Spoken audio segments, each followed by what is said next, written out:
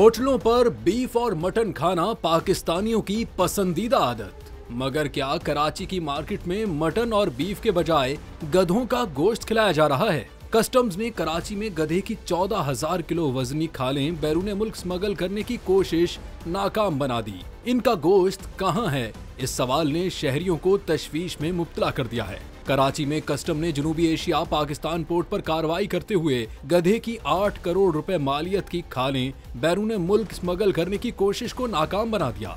तर्जुमान custom के मुताबिक चमड़े की मसनूआत की आड़ में गधों की 14,000 किलोग्राम वजनी खालें चीन भेजी जा रही थीं। गधों की खालों का बरामदी कंसाइनमेंट टर्मिनल में ग्रीन चैनल से क्लियर हो चुका था और कंटेनर को बहरी जहाज पर लोड करने की इजाजत भी मिल गई थी। तर्जुमान के मुताबिक कस्टम्स इन्फोर्समेंट ने लोड होने से कबल कंसाइनमेंट की तफसीली जांच पड़ताल की तो ममनुआ खालें बरामद हुई। कस्टम हुकाम ने बरामद कुनंदा के खिलाफ मुकदमा दर्ज करके खालें जब्त कर लीं, जबकि खालों को कस्टम्स गोदाम मुंतकिल कर दिया गया है। शहरियों की जानिब से तशवीश जाहिर की जा रही है कि गधों के गोश्त को कराची की मार्केट्स में बेचा जा रहा है।